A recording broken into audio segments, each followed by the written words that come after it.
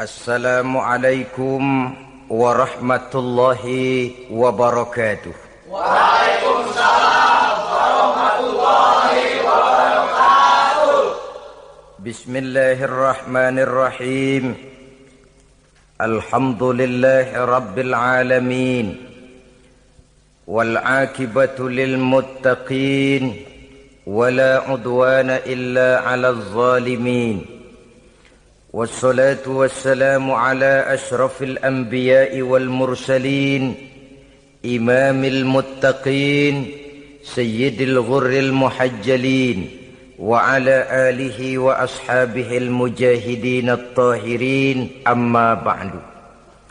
Saudara-saudara kaum muslimin rahimakumullah.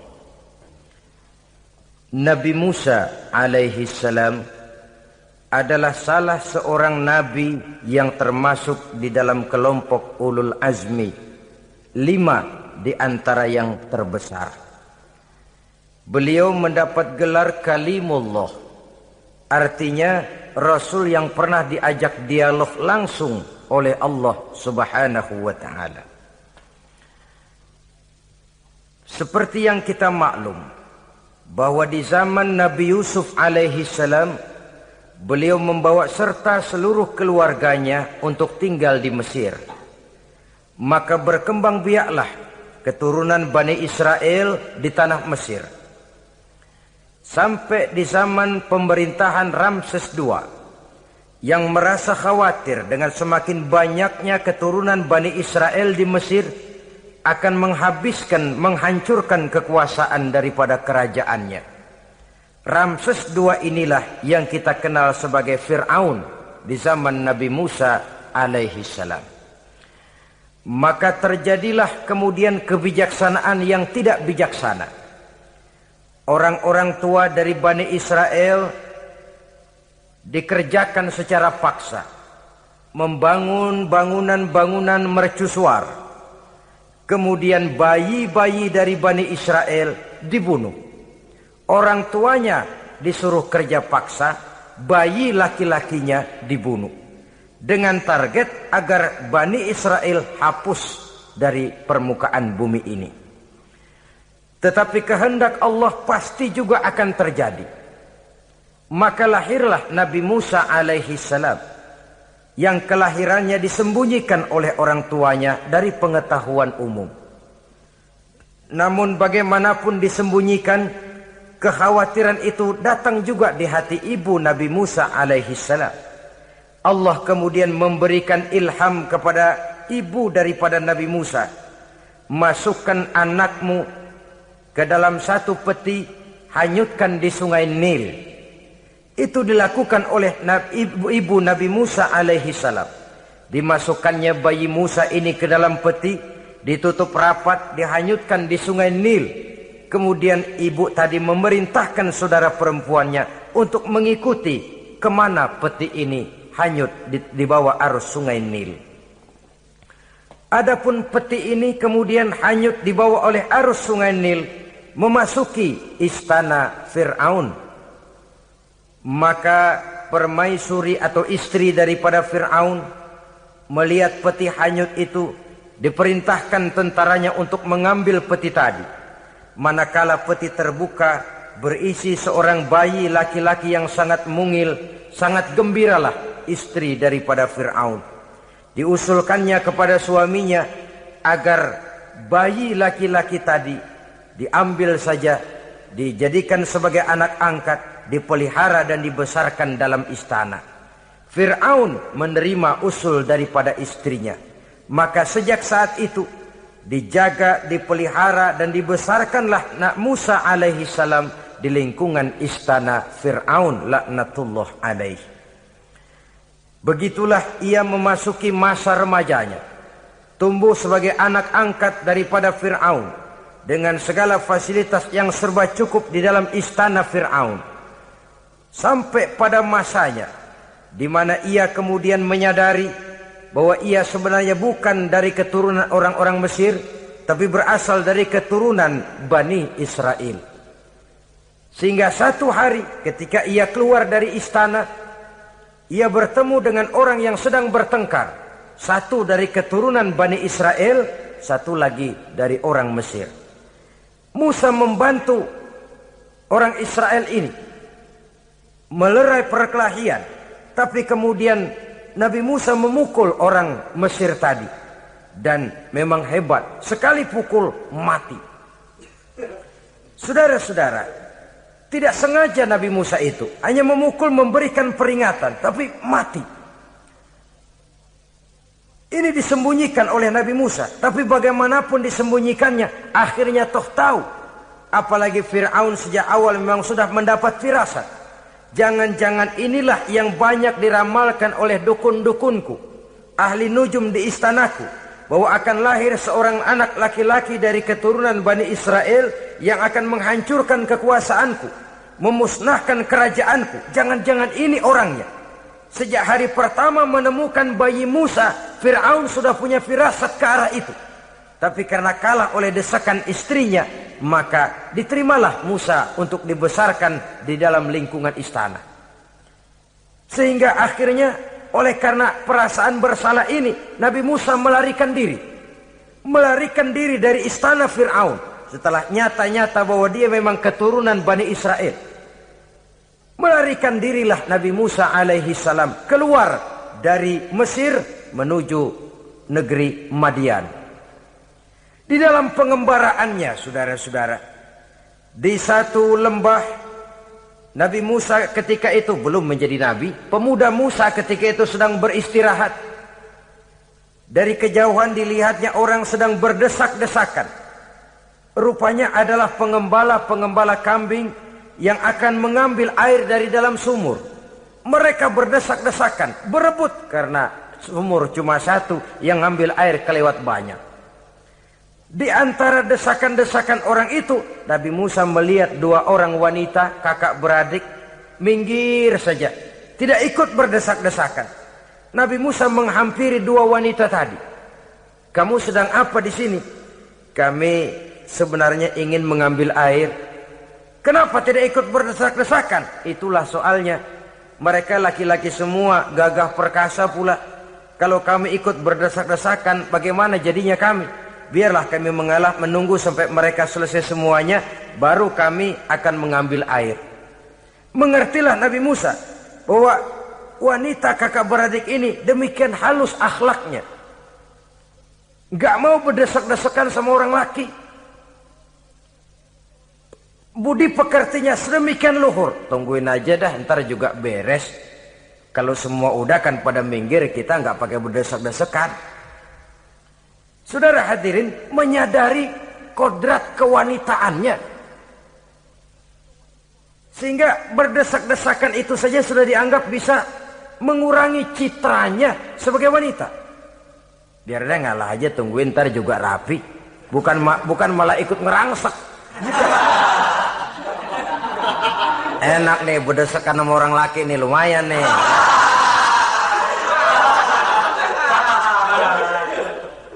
Sepintas itu saja sudah cukup bagi Nabi Musa, pemuda Musa, untuk menilai akhlak daripada wanita itu tadi. Oh, kalau kamu nunggu begini aja lama, kata Nabi Musa. Sudah, sini saya tolongin. Diambil embernya, Nabi Musa ikut berdesakan. Karena Nabi Musa memang kuat badannya, gak lama sudah dapat air.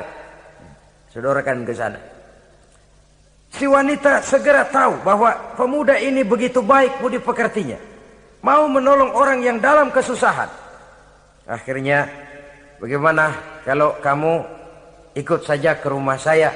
Bapak saya sudah tua, senang hatinya kalau kamu ikut ke rumah, kenalan sama bapak saya. Ayolah, ayolah, berangkatlah. Dalam perjalanan, si wanita ini berjalan duluan, Nabi Musa di belakang. Kemudian Nabi Musa bilang, sebentar, saya duluan, kamu belakangan. Kenapa rupanya?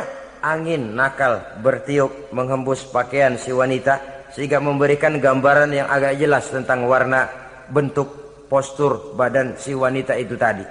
Sekarang Musa yang menunjukkan budi pekerti yang luhur. Gak mentang-mentang ditiup angin, nah mumpung nih.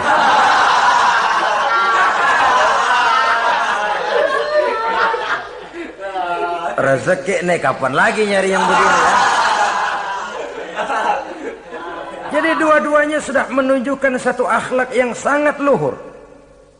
Dan manakala sampai di rumah si wanita kakak beradik tadi, diceritakanlah halnya bahwa dia ditolong oleh seorang pemuda. Inilah orangnya. Sangat bersukacitalah hati orang tua kedua wanita itu tadi. Lalu usul si wanita tadi, Pak, kita kan di sini banyak punya kambing, nggak ada yang bantuin gembala. Bapak sudah tua. Kalau ini orang kita minta tinggal di sini saja, gimana Pak? Ya terserah kamulah. Akhirnya Nabi Musa tinggal di sana. Menurut satu riwayat 8 tahun ikut mengembalakan kambing. Dan orang tua tadi tidak lain adalah Nabi Syuaib alaihi salam, yang pada akhirnya kemudian Nabi Musa dikawinkan dengan wanita itu tadi. Setelah berumah tangga, Nabi Musa ingat kembali bahwa ia sesungguhnya keluar dari Mesir karena menghindarkan diri. Bahwa kaumnya Bani Israel hidup di Mesir itu tertindas di bawah rezim kekuasaan Fir'aun yang zalim. Dikerjakan secara paksa, wanita dipermalukan, bayi-bayi laki-laki dibunuh. Tergerak hatinya. Dia sudah enak, punya mertua bijaksana, punya istri cantik, hidup tenang sebagai pengembala kambing.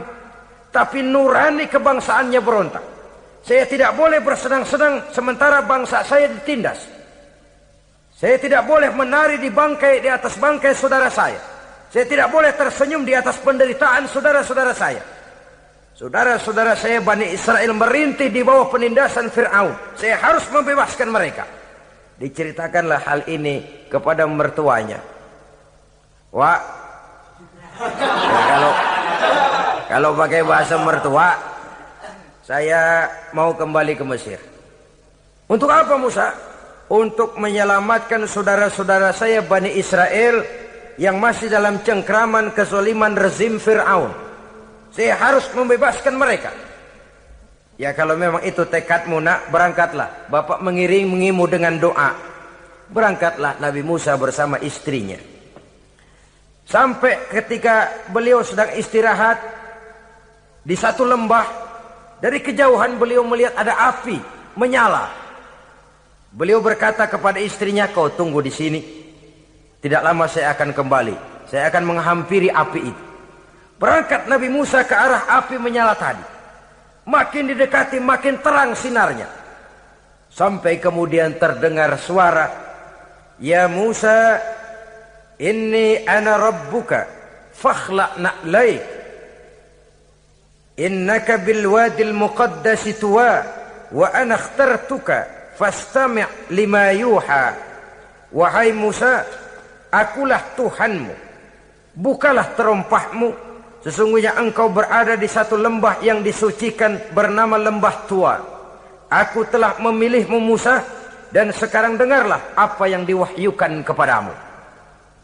Pada saat itulah turun wahyu pertama, dan resmilah sudah Nabi Musa diangkat menjadi Rasul oleh Allah Subhanahu wa ta'ala. Di satu lembah di Bukit Tursina. Apa wahyu yang pertama turun?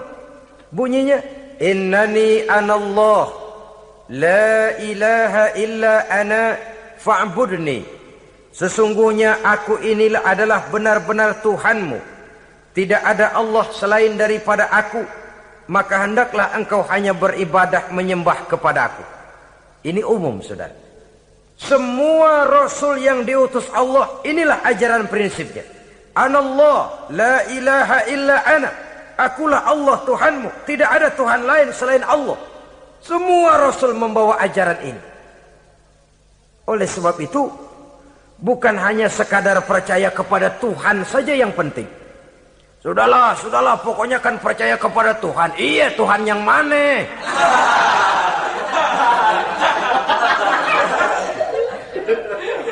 Sebab kalau sekadar percaya kepada Tuhan, rasanya semua agama percaya kepada Tuhan. Begitulah orang Hindu percaya kepada Tuhan, tapi Tuhan menurut mereka Trimurti, Wisnu, Siwa, Brahma. Orang Buddha percaya kepada Tuhan, tapi Tuhan dalam pandangan mereka ada Tuhan kecil Hinayana, ada Tuhan besar Mahayana. Orang Majusi juga percaya kepada Tuhan, tapi Tuhan dalam pandangan mereka ada Tuhan kebaikan namanya Ahriman, ada Tuhan kejahatan namanya Ahura Mazda. Orang Nasrani juga percaya kepada Tuhan, tapi Tuhan kata mereka dalam bentuk Trinitas. Tuhan Anak, Tuhan Bapa, Ruhul Kudus. Ini semua Tuhan dalam pandangan mereka. Jadi kalau sekadar percaya kepada Tuhan, percaya kepada Tuhan, percaya kepada Tuhan, Tuhan yang mana? Itu yang prinsip. Itu yang prinsip. Sebab salah kita dalam mempercayai Tuhan, kita akan terjebak ke dalam penyakit kalau tidak kufur, syirik. Dan dua-dua itu bapak moyangnya dosa.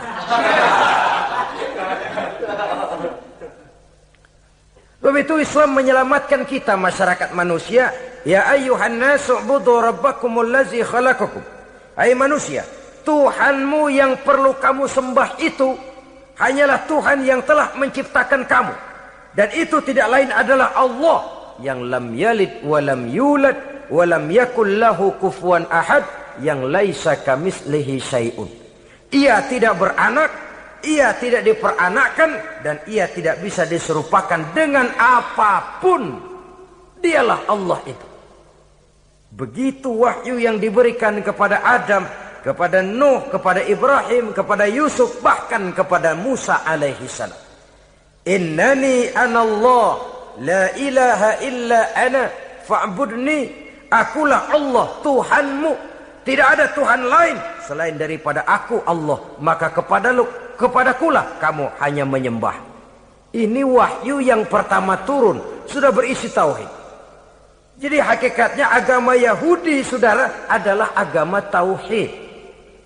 Agama monoteis. Agama yang mengajarkan hanya ada satu Tuhan untuk seluruh alam. Dan Tuhan itu adalah Allah subhanahu wa ta'ala. Sebab itu syahadat orang Yahudi bunyinya begini. Shema Yisrael, Yahweh Elohenu, Yahweh Echad. Ini syahadatnya orang Yahudi. Itu perbedaan bahasa Suryani Ibrani dengan bahasa Arab. Kita Isma itu bahasa Arab, dia Shema. Isma, Shema. Shema Yisrael, Yahweh Elohenu, Yahweh Echad. Ahad Echad.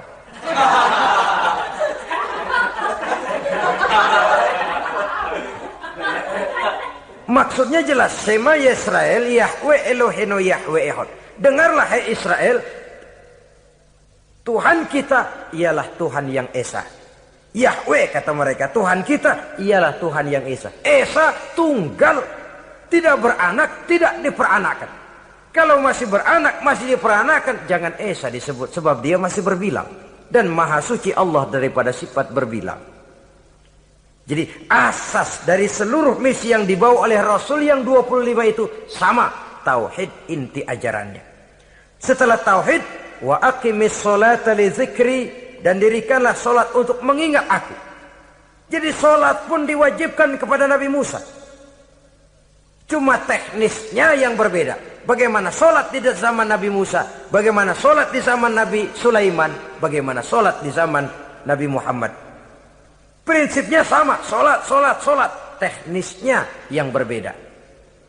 Di zaman Nabi Sulaiman, konon solat itu tidak pakai ruku, tidak pakai sujud. Diri saja. Makanya Nabi Sulaiman itu menurut riwayat meninggalnya dalam posisi berdiri. Artinya apa? Dalam keadaan solat beliau itu. Bukan diri ngejedek kayak kita nungguin bus, bukan.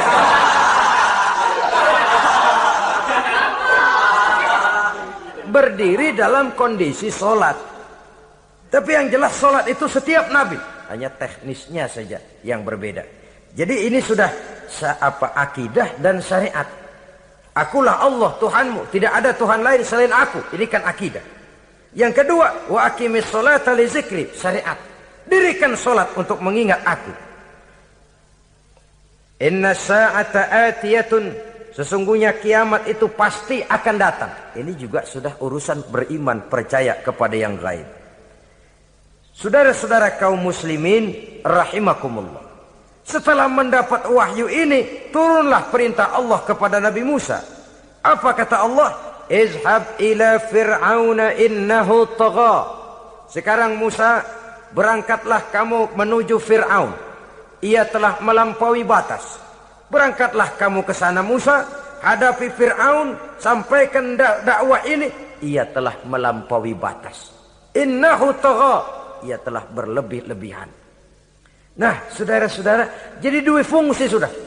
Kalau pada mulanya Nabi Musa berniat kembali ke Mesir hanya untuk membebaskan kaumnya Bani Israel, sekarang malah bertambah. Tidak hanya sekedar itu, malah lebih utama adalah menyampaikan risalah, menyampaikan misi kerasulannya, menyadarkan Fir'aun, menegakkan tauhid, mengembangkan syariat. Bertambahlah tugas Nabi Musa sebagai pejuang bangsa, juga sebagai mujahid, pejuang agama. Pada mulanya sebagai pejuang bangsa toh. Artinya Nabi Musa ini kembali kepada Fir'aun di Mesir, tujuannya tadi kan cuma untuk membebaskan Bani Israel kaumnya. Ini pejuang bangsa. Tapi di tengah jalan ia mendapat wahyu.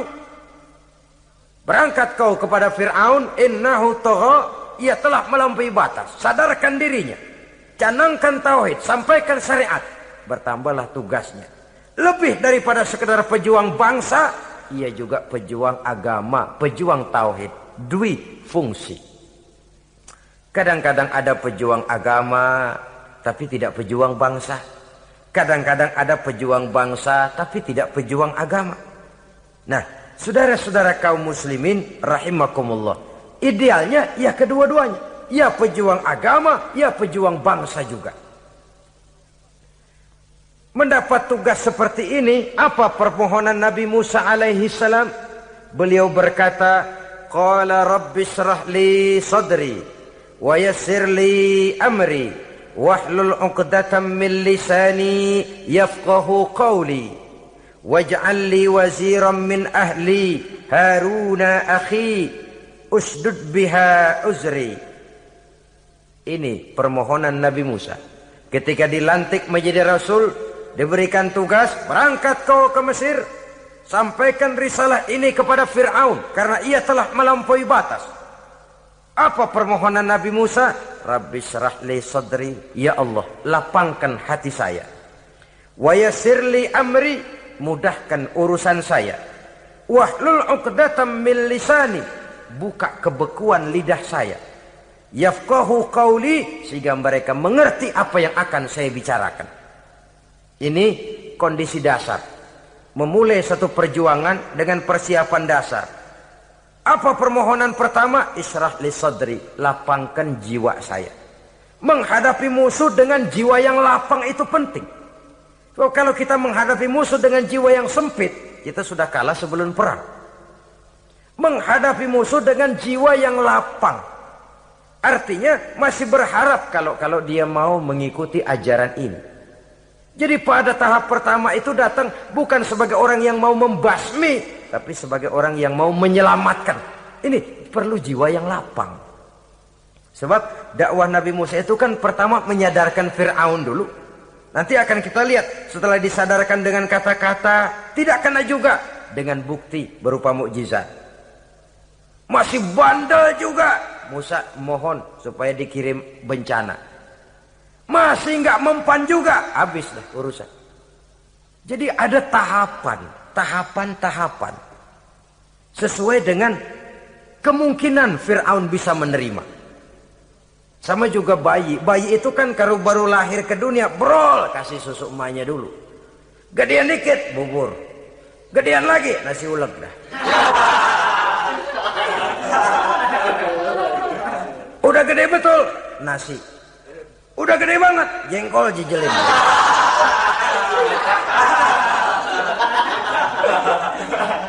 Jadi ada semacam tahapan.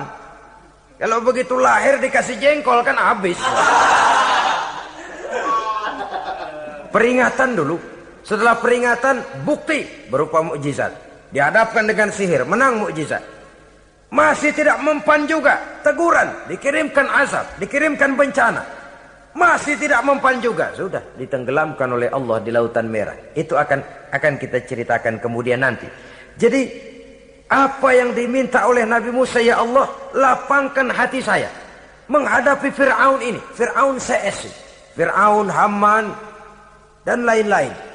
Dan jangan lupa Fir'aun itu cuma ya hakikat tapi juga simbol. Hakikatnya memang ada yang namanya Fir'aun itu. Simbol karena Fir'aun selalu berkembang. Di setiap zaman, di setiap tempat, Fir'aun selalu ada. Cuma liciknya Fir'aun ini kemana dia pindah, ke situ dia ganti nama. Orang sering lupa, padahal isinya Fir'aun. Namanya bisa Hitler, namanya bisa Mussolini, namanya bisa Stalin, tapi isinya Fir'aun. Kemana dia tinggal, di situ dia ganti nama. Simbol dari kekuasaan yang terlepas dari kontrol iman. Simbol dari kekuasaan yang menyebabkan orang lupa diri dan lupa daratan. Dan sebenarnya mah Fir'aun mulanya cuman raja tuh, raja doangan dia. Cuman kelamaan jadi raja, kagak mau turun-turun. Akhirnya dia menganggap tidak ada yang lebih tinggi daripadanya. Apalagi ketika Nabi Musa datang mengajarkan ada Tuhan lain, yaitu ada Tuhan yang sebenarnya, yaitu Allah. Lah Fir'aun sampai kepada puncak kekurang ajarannya, memproklamirkan diri sebagai Tuhan. Ana rabbukumul a'la. Bukan karena kebodohannya sebenarnya, tapi karena gengsi kekuasaannya. Nah ini, gengsi kekuasaan ini sering menyebabkan orang overacting. Fir'aun bukan bodoh, bukan. Fir'aun bukan tidak tahu kalau Musa itu benar, tahu. Fir'aun bukan tidak ngerti kalau itu mukjizat, sihir kalah, tahu. Tapi gengsi kekuasaan. Gua kan raja, masa di depan rakyat tunduk sama Musa? Gengsi dong.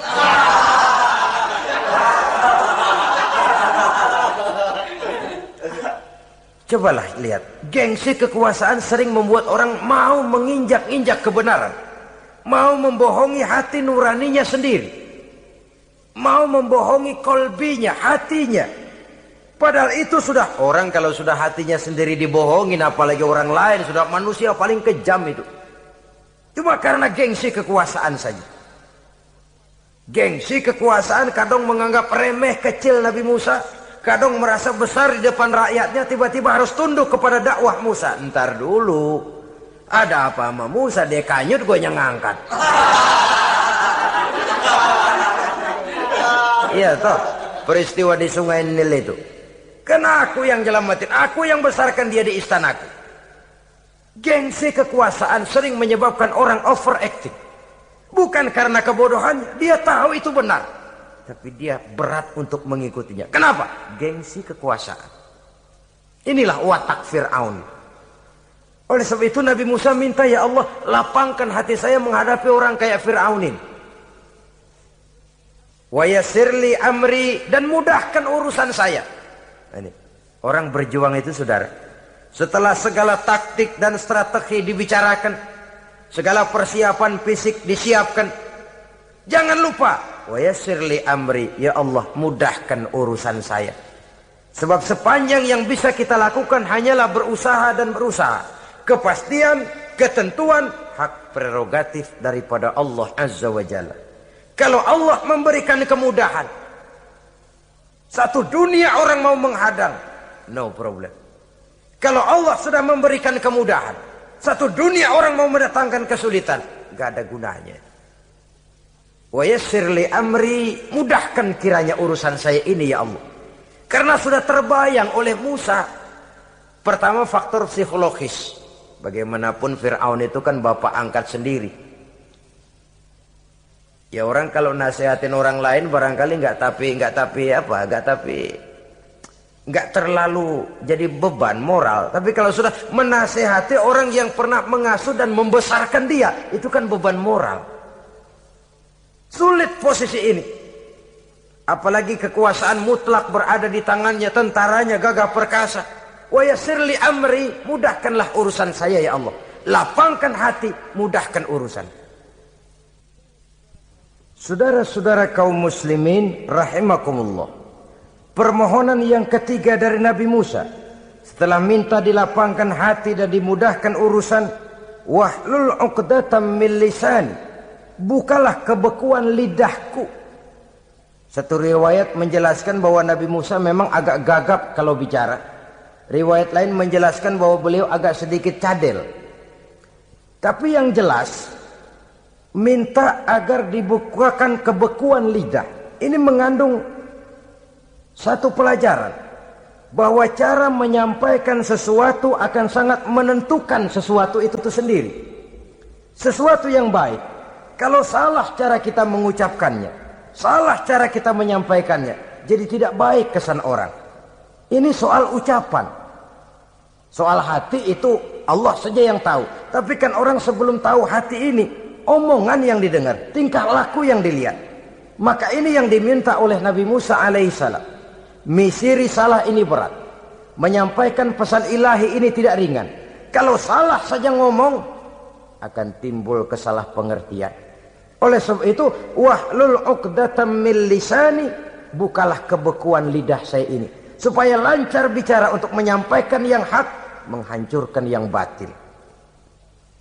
Cara kita menyuguhkan sesuatu sangat menentukan sesuatu itu sendiri.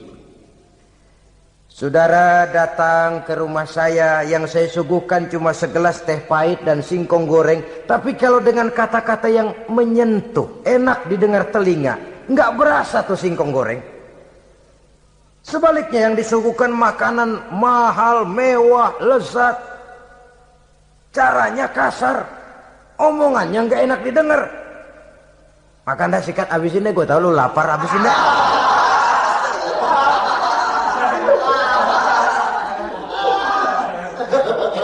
Rasanya biar lapar juga nahan juga gitu. Apa itu? Bukan makanannya yang tidak enak, bukan kita nggak doyan, bukan. Caranya itu loh, caranya. Nah, Islam ini agama yang baik. Kalau disampaikan dengan kata yang tidak baik, akan timbul, oh Islam kok gitu ya. Nah ini yang tidak diinginkan oleh Nabi Musa. Wahlul 'uqdatam min lisani. Kita begitulah dalam kehidupan ini, kadang mendengar satu ceramah bisa berurai air mata, bisa histeris, bisa gembira. Kenapa? Kepandaian orang menyampaikannya. Bicara dia 2-3 jam, rasanya baru 5 menit. Baru sebentar kok, tahu-tahu sudah selesai. Ada yang udah setengah jam, baru seperempat jam ngomong, udah rasanya udah kayak 3 jam.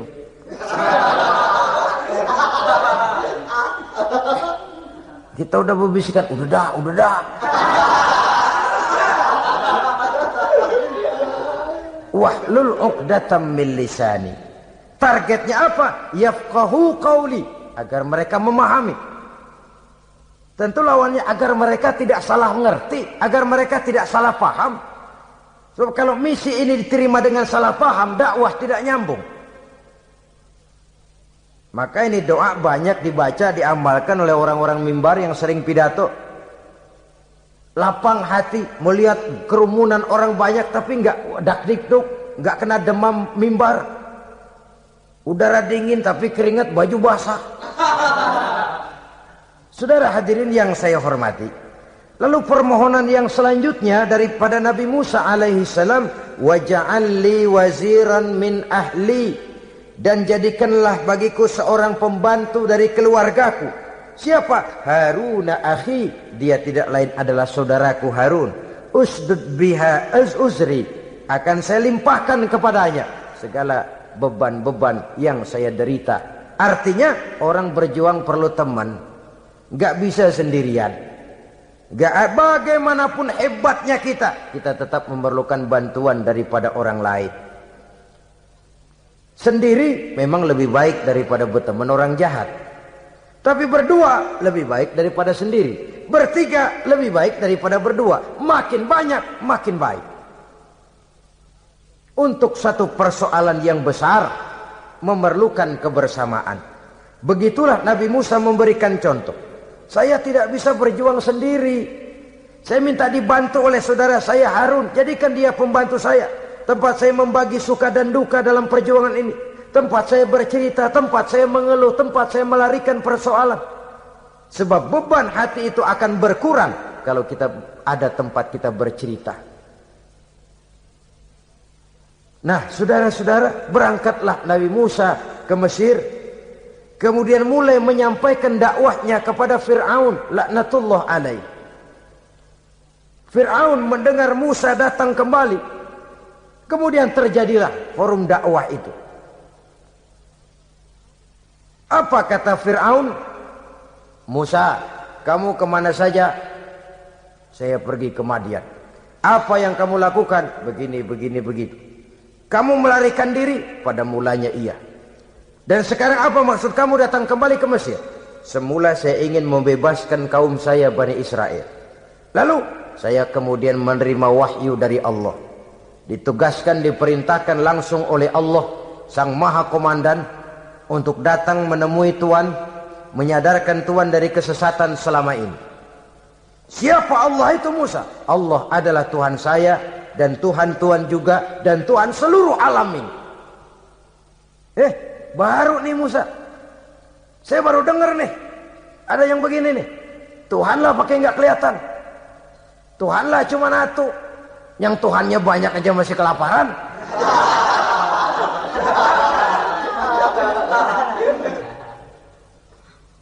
Di mana Tuhan? Tuhan saya bersemayam di aras, tempat yang sangat tinggi. Hei Haman, kata Fir'aun kepada Perdana Menterinya, bikin menara yang tinggi. Bikin rakyat kerja paksa lagi, bikin menara tinggi, naik Fir'aun ke atasnya, melepas panah dari atasnya. Menurut satu riwayat, panah itu ditangkap oleh malaikat, ditublaskan ke ikan, lalu dikembalikan lagi kepada Fir'aun dalam kondisi di mana panah itu berdarah. Dia tangkap lagi oleh Fir'aun, turun ke bawah, pidato di depan rakyatnya. Lihatin, Tuhan Musa udah saya panah nih. Mati. Saudara hadirin yang saya hormati, dengan segala macam dalih Fir'aun mencoba mengingkari dakwah Nabi Musa alaihi salam.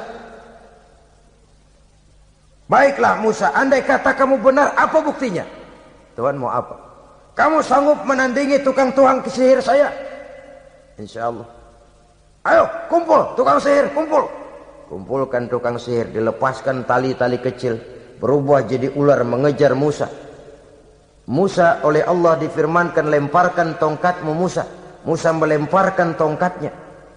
Tongkat Musa kemudian berubah menjadi ular besar yang menerkam ular-ular kecil tadi. Habis itu ular kecil ciptaan tukang sihir Fir'aun.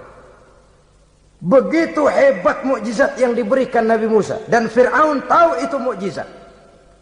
Tapi dia ingkar juga. Tidak mau beriman. Sudah nyata bukti, sudah jelas saksi, dia tetap ingkar.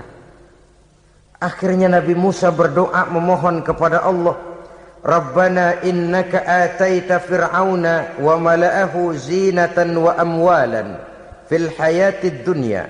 Wahai Allah, sungguh engkau telah memberikan kepada Fir'aun dan para pembesarnya zinatan, segala macam perhiasan, wa amwalan, dan segala macam harta benda, fil hayatid dunya, di dalam kehidupan dunia ini. Rabbana liyudillu an sabilik, semuanya hanya menyebabkan mereka jadi sesat dari jalanmu. Rabbana tmis ala amwalihim, ya Allah binasakanlah mereka di dalam hartanya. Wasdud ala qulubihim, tutuplah pintu hatinya. Fala yu'minu hatta yarawul azab al-alim, mereka tidak akan beriman sampai mereka melihat azab yang sangat pedih.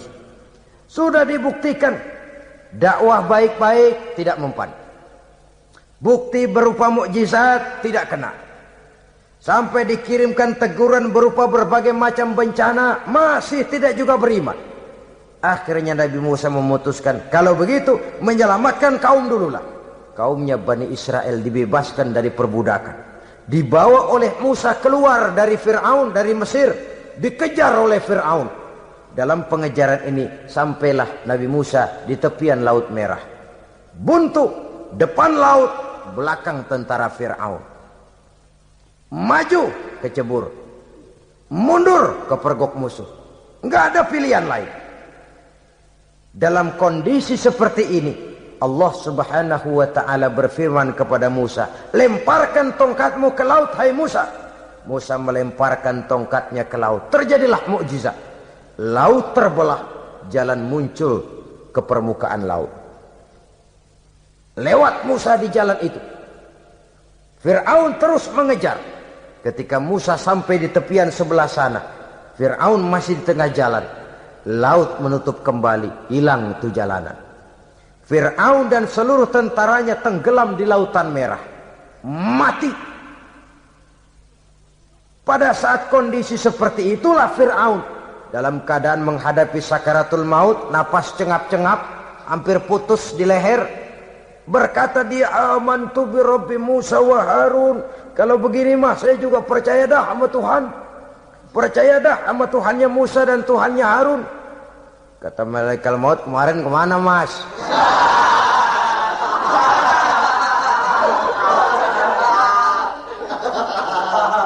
Sudah gini hari baru mau percaya, terlambat. Terlambat. Akhirnya Fir'aun mati. Mati, tapi badannya utuh.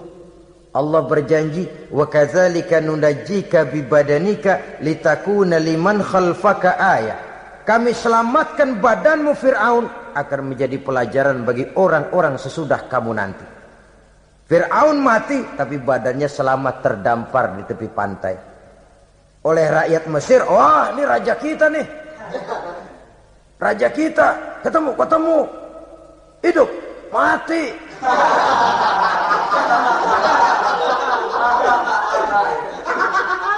Kemudian sesuai dengan tradisi raja waktu itu, dimumilah badannya, diawetkan. Sehingga sampai sekarang, jenazah atau jasad daripada Fir'aun ini masih tersimpan dengan baik di museum negara di Mesir itu. Saudara-saudara kaum muslimin rahimakumullah. Jadi satu hal yang bisa kita ambil pelajaran daripada riwayat perjalanan dakwah Nabi Musa ini, bahwa dakwah menyampaikan risalah memang bukan jalan lurus dan licin bertabur bunga di kanan kirinya. Dakwah menyampaikan pesan agama, jalannya berliku, berbelok, menanjak, menurun, banyak onak dan duri di sekelilingnya. Yang paling makan hati adalah apabila sudah berdakwah kepada penguasa yang zalim, seperti halnya Fir'aun ini. Bagaimanapun ia punya kekuasaan, ia punya tentara, ia bisa menghitamkan yang putih, ia bisa memutihkan yang hitam. Kalau bukan iman yang jadi landasan moral dalam perjuangan, orang mudah frustasi. Kalau berdakwah kepada rakyat kecil, resiko kurang. Kalau berdakwah kepada para pengusaha, resiko kurang. Kalau berdakwah kepada kelompok-kelompok yang tidak memegang kekuasaan, resiko kurang. Tapi kalau sudah kelompok memegang kekuasaan, yang tersinggung gengsi kekuasaannya, disitulah resikonya sedemikian besar. Ini yang dihadapi oleh Nabi Musa alaihi salam. Tapi yang dijalaninya dengan tabah, dengan tekun. Karena kebenaran memang bisa ditekan, tapi satu hal yang jelas, kebenaran sama sekali tidak akan bisa dikalahkan. Buat sementara dia bisa ditekan, tapi lambat atau cepat dia pasti akan muncul ke permukaan, dan kebenaran jugalah yang akan tampil sebagai pemenang. Sebenarnya kurang apa Fir'aun? Kekuasaan mutlak berada di tangannya. Seluruh menteri-menterinya adalah pendukungnya belaka. Rakyat dipaksa untuk takut dan taat kepadanya. Dia adalah kekuasaan tunggal di Mesir. Sementara kaum Bani Israel berada di bawah penjajahannya, penindasannya, kesewenang-wenangannya. Dan bahkan ketika Nabi Musa sudah menyampaikan dakwahnya, Fir'aun malah sempat mengungkap jasa. Musa, kamu kok sekarang bisa begitu? Enggak ingat ya dulu kamu hanyut di sungai Nil, istri saya kan yang ngangkat, saya yang besarkan di istana saya. Kok sekarang kamu bisa ngelawan saya sih? Ini biasa. Apa jawab Nabi Musa? Kenikmatan yang kau berikan kepada saya belum seberapa ketimbang penghinaanmu kepada kaum saya Bani Israel. Jangan kau menyangka Fir'aun, kalau saya kau bikin senang, saya lalu akan mau mengkhianati bangsa saya sendiri. Tidak. Sama sekali kesenangan yang kau berikan kepada saya tidak akan menutup mata saya dari kondisi yang dihadapi oleh kaum saya, oleh umat saya. Mereka tersiksa, mereka menderita, mereka merana. Haruskah saya lupakan mereka cuma karena saya sudah tinggal di istanamu, engkau yang membesarkan? Padahal kau pun membesarkan saya bukan karena kemauanmu. Desakan daripada istrimu. Jangan ngitung-ngitung jasa Fir'aun. Andai katamu jasamu ada kepada saya, belum seberapa ketimbang penghinaanmu kepada bangsa saya Bani Israel. Di situ Nabi Musa menunjukkan sifat nasionalisme yang sangat tinggi, rasa nasionalisme yang sangat mendalam. Kadang-kadang kan orang ya seperti di zaman penjajahan Belanda, karena diangkat jadi tuan tanah, bangsanya sendiri diinjak-injak. Karena diangkat jadi centeng dikit dah, kumis mbaplang dah, bukan main. Bangsanya sendiri diinjak-injak. Fir'aun mengingatkan ini, kalau cara kita lo gede di sini, makan di sini, segala macam di sini dah, masa lupa kacang sama kulitnya? Kasarnya mah lu bisa begini nih Musa, nih gue yang ngerawatin lo. Saya yang menjagamu, mengangkatmu dari sungai Nil. Masa sekarang sudah gede begini kamu mau berhadapan dengan saya? Punya pikiran dong dikit kalau cara kita. Mikir dong, mikir. Dulu lagi kanyu di Nil, siapa yang angkat?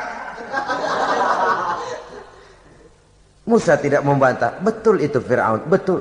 Tapi apalah artinya semua itu ketimbang penghinaan yang engkau berikan kepada bangsa saya. Saya tidak mungkin menari-nari di atas bangkai umat saya. Saya tidak mungkin bersenang-senang di atas penderitaan kaum saya. Dan saya tidak mungkin senyum ceria di atas derita daripada kaum saya.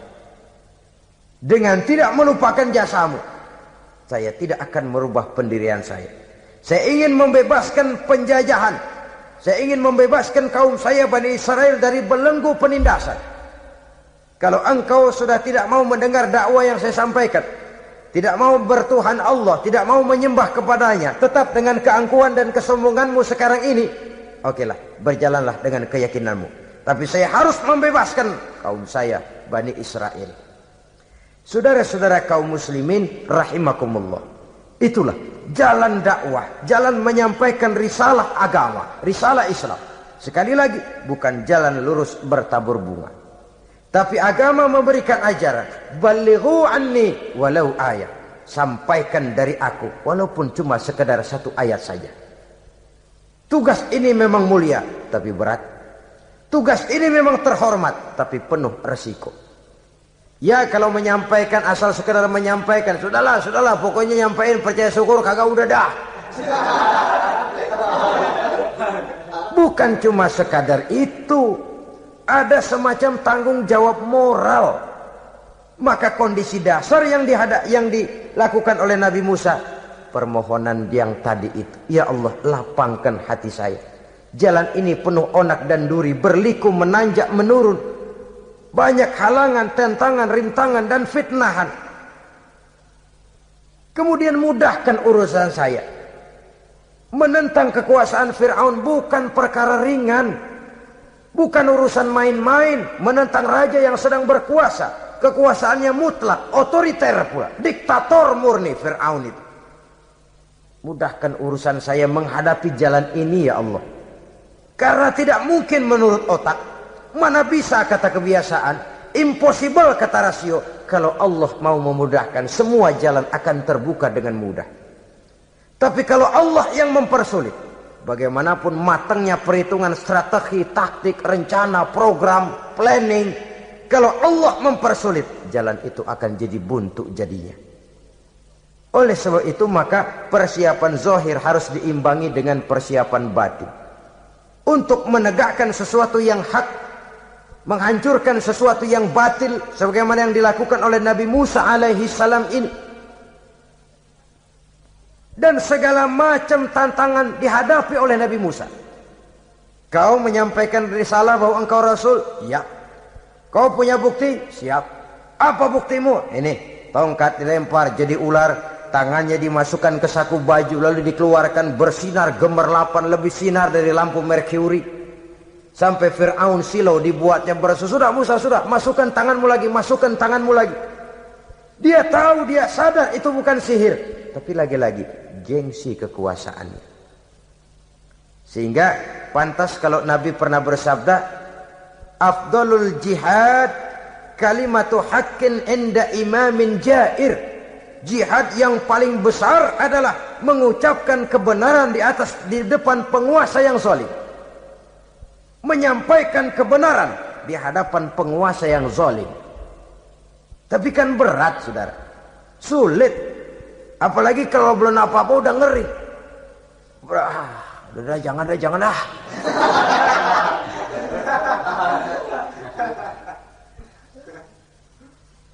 Itu sebabnya Ishrah li sadri, lapangkan hati saya.